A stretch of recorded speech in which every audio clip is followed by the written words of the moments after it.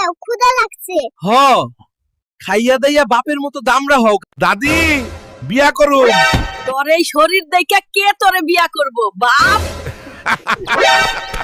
দাদি তুমি কইছিলা আমারে কে বিয়া করব? দেহ বউ লই আইছি। হালকা দুধ খাইয়ালো। দাদি বালতি ভইরা লইয়া হ, এইটুকু তো হইব না। হালকা তুই আমাদের তোর বুয়াতে দাওয়াত করলি খাবার জন্য, কিন্তু তুই তো আমাদের দিয়া অনেক কাজ করাছিস। বোকার দল, যত কাজ করবি তত ক্ষুধা লাগবে, বেশি খেতে পারবি। কালকেই তুই বাপের বাড়ি চলে যাবি? তোর কত বড় সাহস, তুই আমারে মশারি টানাইতে কস?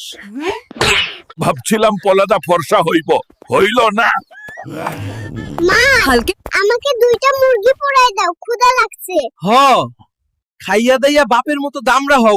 বাবা, সারা জীবন তুমি অনেক খাইছো, এবার আমারে খাইতে দাও। হ ঠিক কইছস বাপ।